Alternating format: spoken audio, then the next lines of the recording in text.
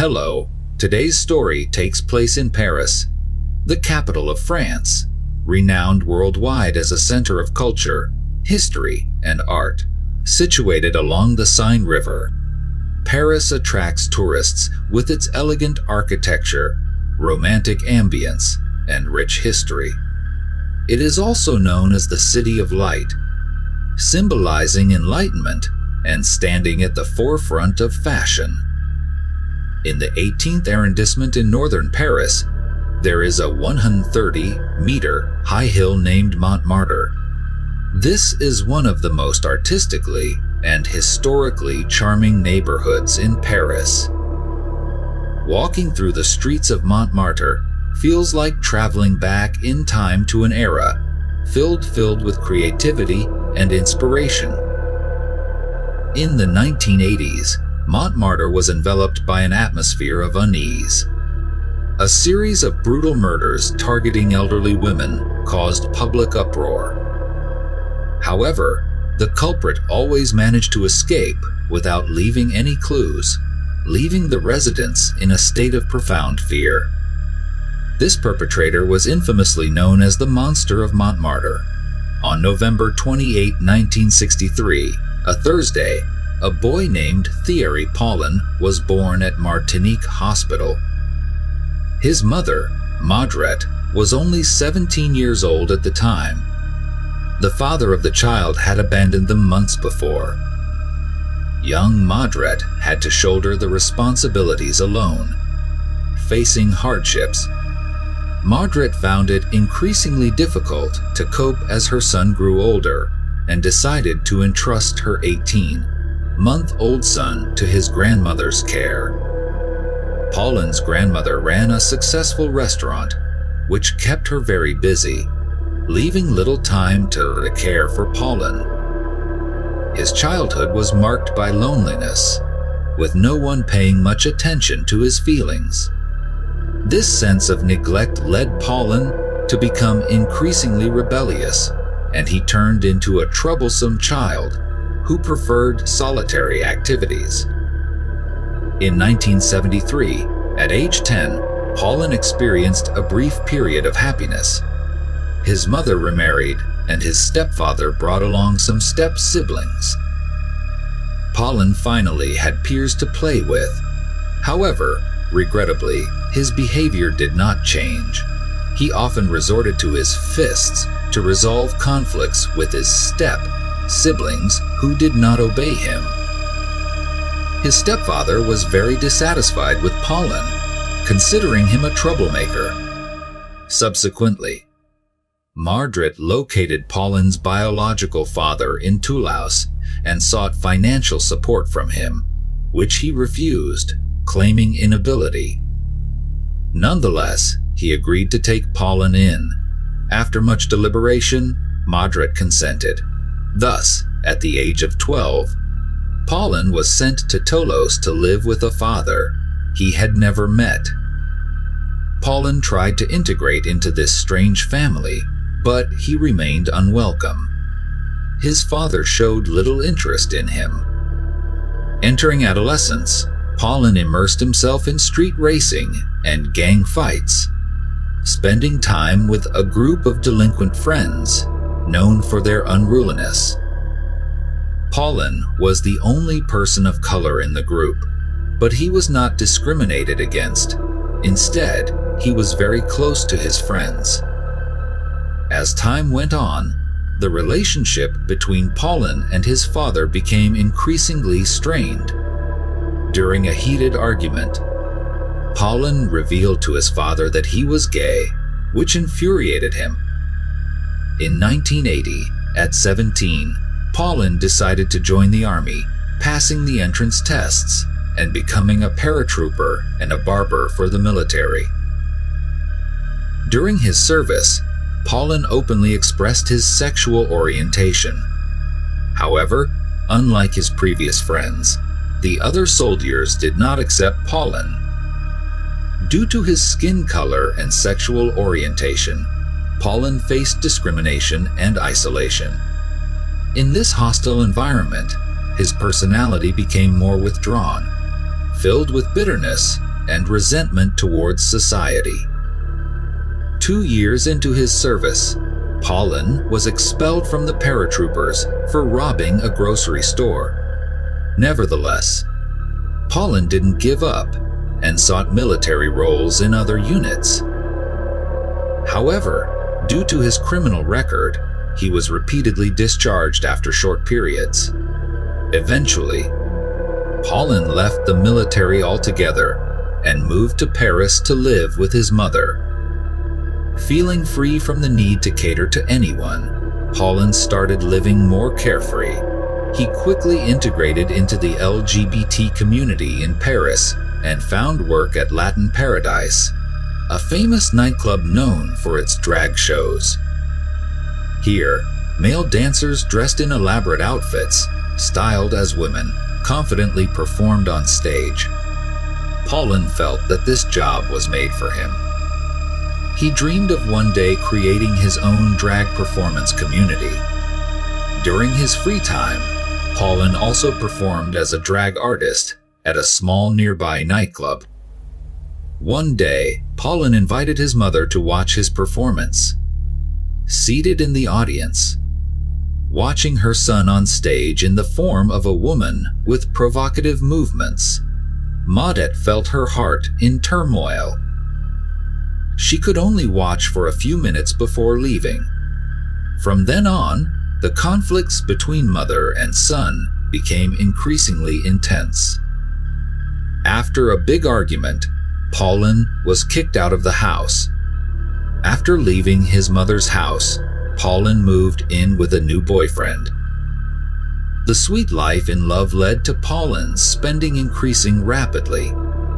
Blinded by desire, he chose the fastest route to make money. And one day in October 1984, in the Montmartre area of the 18th arrondissement of Paris, a 91-year-old woman was attacked. The police arrived at the scene swiftly after being notified. The victim was bound, gagged, and brutally beaten. All her savings were stolen. Due to severe injuries and lost ability to speak, she couldn't describe the assailant to the police. That same day, in the 9th arrondissement of Paris, an 83-year-old woman who had just returned home from the market was not seen until a neighbor stopped by her house. Through the window, the neighbor was horrified to see the elderly woman bound tightly with ropes and the door ajar. Immediately, the neighbor called the police. Upon examining the scene, the police determined that she had died. Her mouth was tightly sealed, preventing any calls for help, except for a wallet containing 300 francs that was missing. The other belongings in the house were intact. The perpetrator of both horrific crimes was Paulin. After committing these acts, he realized how easily money could be obtained and that killing wasn't as difficult as he had imagined. This distorted realization sparked a perverse joy in Paulin's heart. Despite his initial fear after Paulin committed the crimes, Paulin's boyfriend's greed soon overpowered his reason. 4 days later, another fire occurred in the 18th arrondissement of Paris. Among the rubble, firefighters found the body of an 89-year-old woman, her limbs bound and her head covered with a plastic bag. The cause of death was determined to be suffocation. Her wristwatch valued at 300 francs and 500 francs in cash were stolen. Within just 4 days, 2 similar crimes occurred in the 18th arrondissement of Paris. The police concluded that it was the same perpetrator. They rigorously searched among individuals with prior criminal records, but to no avail. 1 month later, on Clichy Boulevard in the 8th arrondissement of Paris, another homicide occurred. The victim was a 71-year-old retired teacher. her body was discovered by a group of former students visiting her home. Alarmingly, the attacks seemed increasingly brutal and savage. The victim had a broken nose, jaw, and rib fractures, with suffocation being the cause of death. This time, a large sum of money, 10,000 francs, equivalent to approximately 291 million VND at current exchange rates, was stolen from her home. 2 days later, in the 18th arrondissement of Paris, an 84-year-old woman was found dead by her son within 2 hours. Her body was bound with electric cords, her mouth gagged, her face suffered many injuries. Like the previous cases, the cause of death was suffocation. However, one difference was that her body bore many burn marks, indicating she had been tortured with fire before her death. The perpetrator stole 500 francs, approximately 14.5 million VND at current exchange rates, within a month. 4 consecutive robbery and murder cases occurred in the 18th arrondissement of Paris, causing immense terror among the residents. The police linked the case in the 9th arrondissement with those in the 18th arrondissement, noting that the victims were all elderly women. The motive was robbery, and the same method of killing was used. Clearly, a serial killer had emerged. The press continuously reported on the cases and warned elderly women living alone to be more vigilant and cautious. However, the situation didn't deter Paulin and his boyfriend. Instead, they became bolder. The next day, an 80-year-old woman was murdered in her home, just 20 meters away from the previous victim's house. Her body was found under the bed, limbs bound with wire, mouth gagged, skull fractured, and the cause of death was suffocation. In the next 4 days, 3 more bodies were found in the 18th arrondissement of Paris. All were women aged 70 to 80, their bodies bound tightly, with signs of strangulation and numerous wounds indicating they had been beaten before death. Similar cases continued to occur, and the media dubbed the perpetrator the old lady killer of the 18th district, or the monster of Montmartre, enveloping the entire city of Montmartre in an atmosphere of fear. Each evening as dusk fell, the streets became deserted, with not a single soul in sight. Despite the police increasing their patrols, they faced strong opposition from the public. Many elderly people, especially older women, lived in constant fear, haunted by the thought that they might be the next target of this cold-blooded killer. At the crime scenes, apart from fingerprints, the perpetrator left behind almost no clues, leaving the police extremely puzzled. Typically, murders of women involve motives like rape or theft, but in this series of crimes, none of the victims were violated. Moreover, the money stolen by the perpetrator was minimal, and many valuable items in the victims' homes were left untouched. Another suspicious point was that the doors and windows of the victims' homes were all intact, with no signs of forced entry. This suggested that the perpetrator could be someone known to the victims. It was very likely that he had a trustworthy appearance, making it easy for the victims to let him into their homes.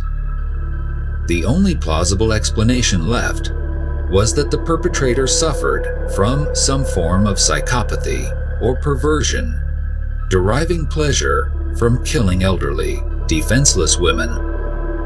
The investigation continued but showed no progress.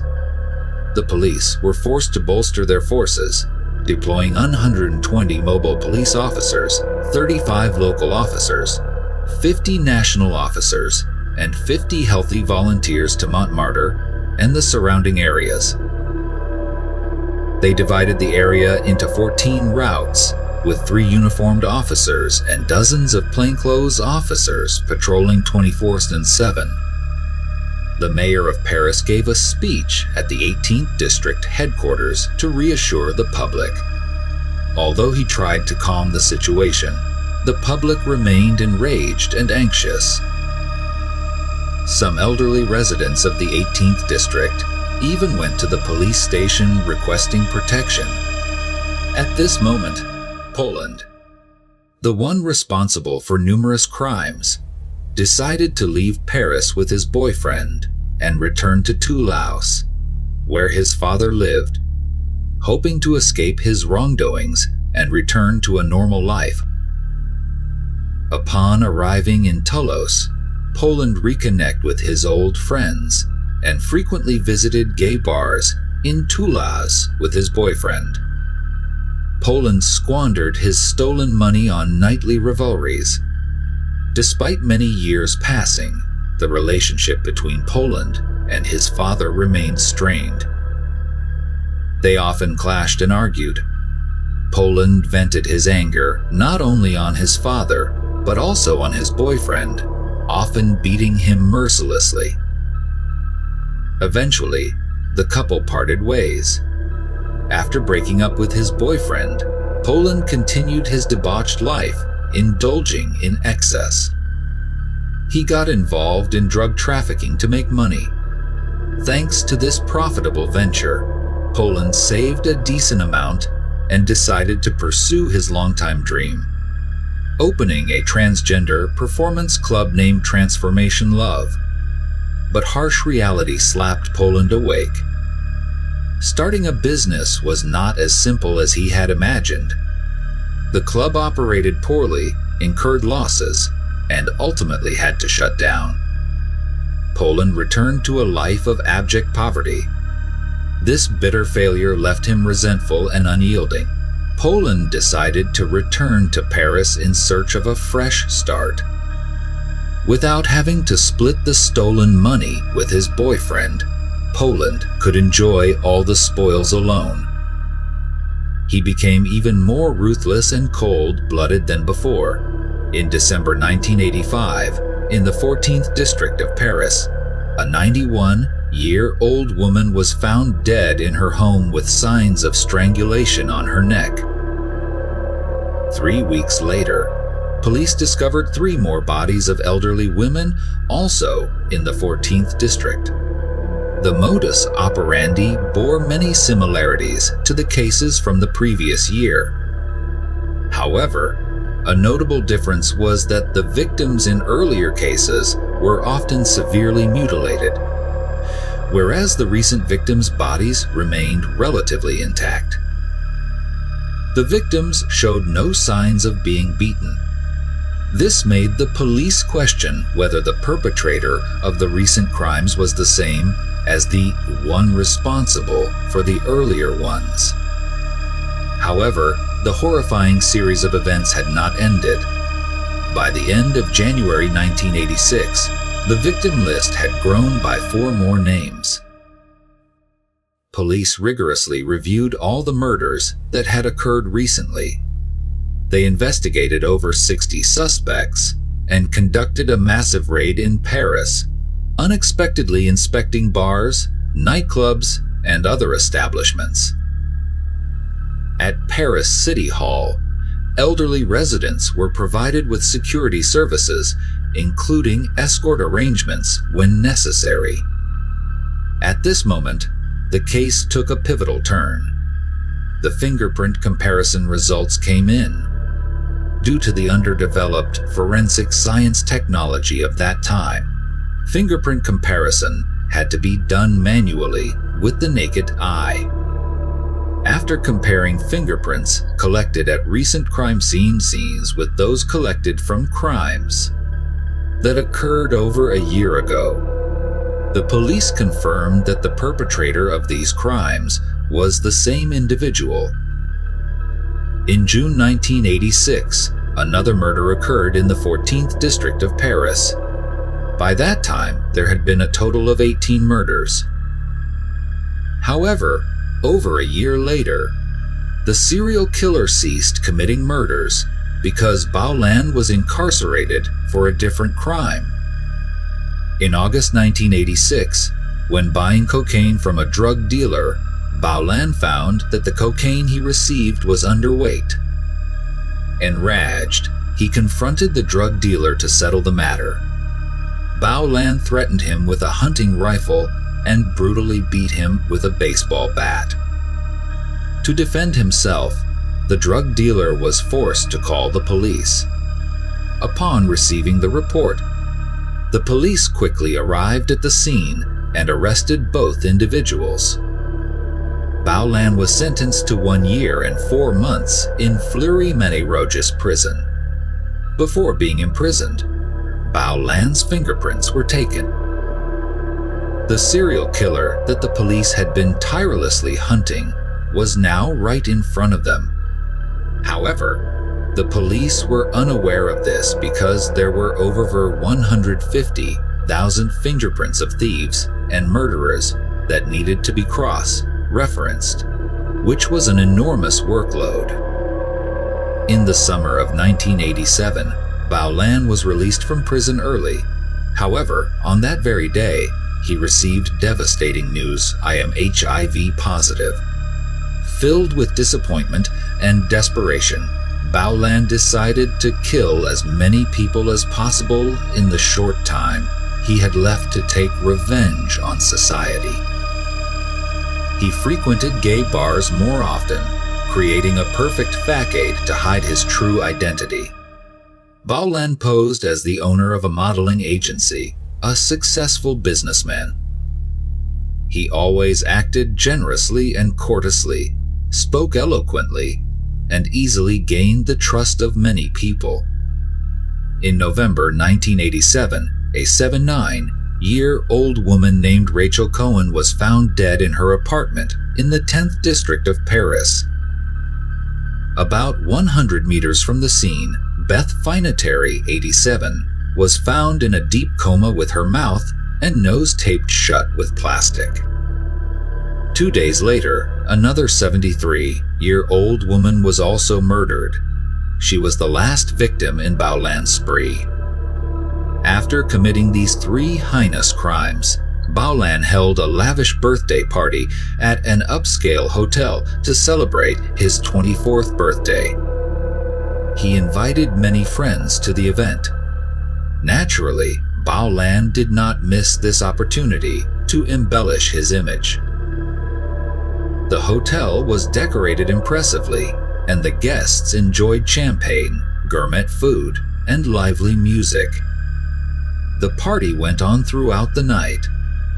Paulin, dressed sharply in a suit, raised his glass to toast with the guests, creating the appearance of a successful businessman. However, while Paulin and his friends were indulging in the revelry, 3 days earlier, Beth, the attacked victim, had miraculously regained consciousness. Not only did she survive the attack, but she also remembered very clearly the appearance of her assailant.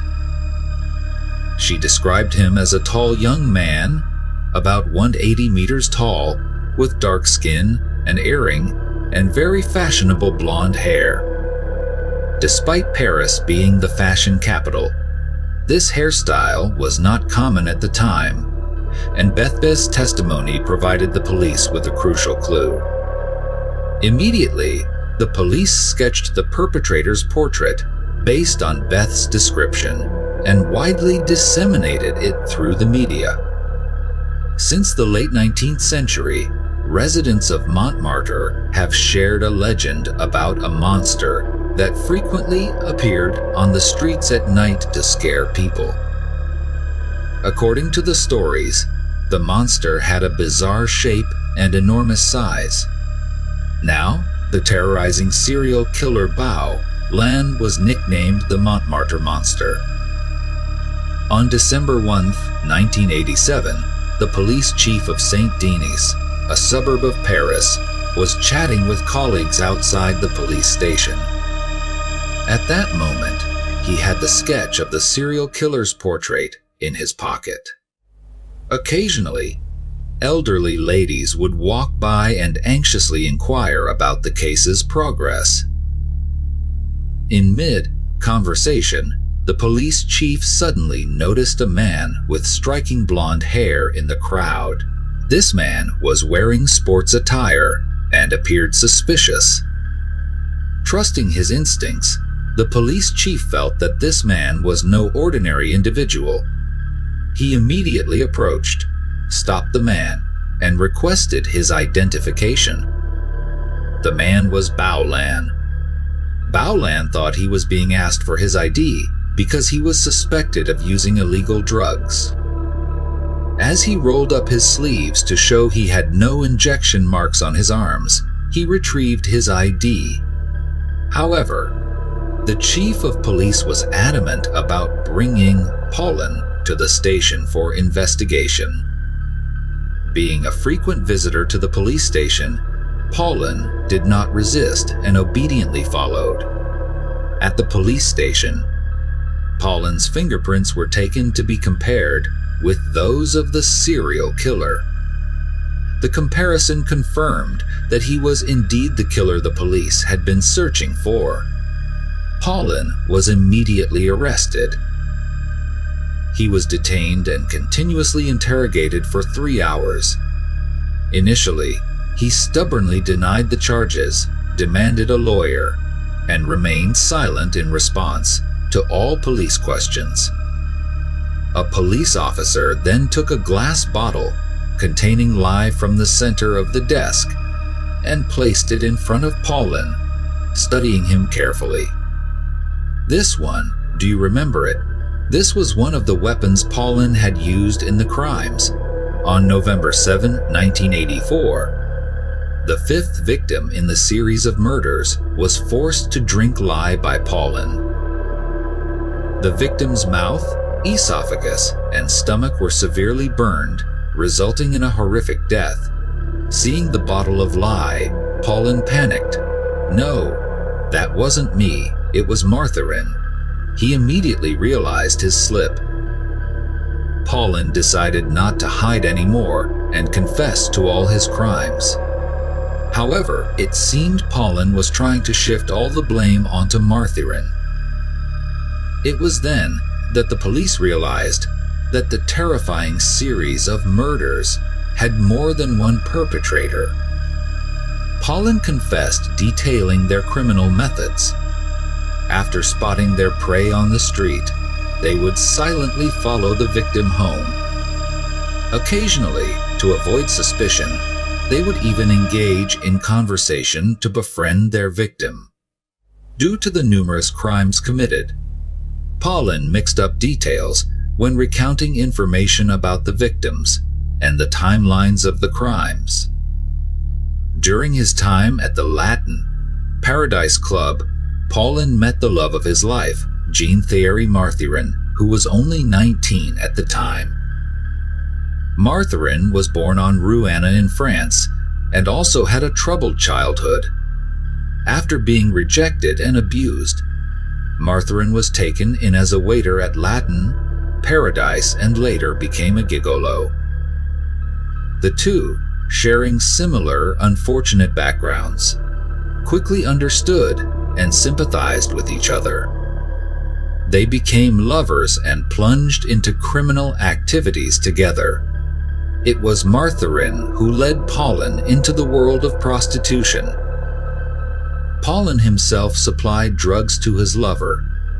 At that time, Paulin's relationship with his mother was deteriorating, often resulting in conflicts and arguments. Once, Paulin demanded money from his mother for plastic surgery. Mrs. Maudet refused without hesitation. Furious, Paulin yelled, cursed, and even physically assaulted his mother. Unable to tolerate it any longer, Mrs. Maudet reported him to the police and kicked Paulin out of the house. Shortly after, Mrs. Maudet sold the house, moved away, and disowned Paulin. Having been thrown out, Paulin moved in with Marthirin. They rented a room at the Victor Marseille Hotel in Paris's 9th arrondissement for 275 francs per night, equivalent to about 8 million VND at current exchange rates. At that time, nightclubs were booming in Paris. Paulin and Marthirin quickly became known in the nightlife scene and were frequently invited to perform. They enjoyed a luxurious lifestyle for a short period. However, their relationship began to deteriorate. In the fall of 1984, during an argument at a restaurant, Paulin suspected Marthirin of infidelity. Overcome with jealousy, Paulin overturned the entire table and screamed, "I will skin you alive." The duo was kicked out of the restaurant. This incident severely affected their reputation. Both Paulin and Marthirin were fired from Latin paradise. To maintain their standard of living, they had to move to a cheaper and more run-down room. However, financial pressures continued to mount, driving them further into their criminal pursuits. Their residence bordered the notorious 18th arrondissement of Paris, famed not only for the Montmartre artist district, but also for its proliferation of prostitution, drugs, and other social vices. Paulin and Marthirin's horrifying criminal spree commenced.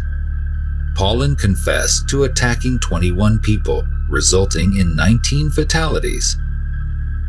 When asked, "Why did you act so cruelly?" he nonchalantly replied, "I only attacked the weak." Immediately following Paulin's arrest, Marthirin was also apprehended. Marthirin confessed to his crimes, admitting to committing offenses in the 18th arrondissement with Paulin. During the trial, Marthirin harbored intense hatred for Paulin, refusing to utter Paulin's name and referring to him only as that person. Paulin was once again incarcerated at Lodi Meadowgate prison. Despite being deprived of his freedom, Paulin remained highly attentive to his appearance. Each day, he would spend time meticulously selecting and arranging his clothing. His luggage contained many designer clothes, including even a suit. He also requested to have his clothes washed frequently to keep them always clean and crisp. Paulin indeed became as famous as he desired. It seemed like Paulin did not care about what people thought of him. He was only concerned with how to become widely known. In an interview, Paulin blamed his mother and friends for turning him into a twisted, perverted individual. He believed that his friends had betrayed him, and upon learning that he was called a monster, Paulin became very arrogant, considering it an insult to him. On December 12, 1987, Paulin stated that the satisfaction he felt when killing was much more intense than the joy of getting money. Meanwhile, Mathdane was detained in La Santé prison in Paris, a place infamous for its harsh detention conditions. Mathdane was illiterate and, by the age of 23, still could not read or write. However, in prison, Mathdane had an intention to improve himself. He began learning to read by going through children's comic books. 6 years after the first case, the trial of Paulin and Mathdane was held at the Paris Appeals Court. Eventually, the defendant Mathdane was convicted of 8 counts of murder and 1 count of attempted murder. The sentence was life imprisonment without the possibility of parole for 18 years. At the trial, Mathdane always maintained a derisive smile. He showed no remorse at all. In January 2009, Mathdane was temporarily released after serving 18 years. 8 lives were exchanged for 18 years in prison. This verdict sparked outrage in French public opinion. After being released, Mathebine was sometimes recognized, scorned, ostracized, and insulted. This shockingly infamous case in France was later adapted into films, novels, and documentaries. Speaking about Mathebine, the prosecutor said he was weak-willed and psychologically unstable. He was always ready to submit to those more violent and brutal than himself. It appeared that the origins of cruelty and violence came from Paulin. Without Paulin, it is likely that Mathebine would never have committed such heinous crimes. Meanwhile, Paulin, the mastermind behind numerous atrocities, remained stubborn to the end. He continually changed his testimony, blaming his ex-boyfriend, his unhappy childhood, and even the elderly women who had inadvertently let him into their homes. Paulin's deceitfulness, cruelty, and lack of any remorse left everyone at the trial utterly stunned. However, with incontrovertible evidence, on June 16, 1989, the Paris Criminal Court declared Paulin guilty of murder, theft, and intrusion. He was sentenced to life imprisonment without the possibility of parole. Paulin was sent to Poitiers prison to serve his sentence. In prison, he remained arrogantly insolent, continuing to boss others around. He saw himself as the boss inside the prison, frequently causing trouble and assaulting other inmates. In 2000, within the prison, Paulin was fatally stabbed by another inmate. The brutal death of the murderer Paulin marked the end of one of France's most shocking serial killing cases. The story of the savage monster became a heartbreaking warning about the obsession with crime, the loss, and the suffering that humans must endure. At the same time, it served as a profound humanitarian lesson about compassion, forgiveness, and the meaning of human life.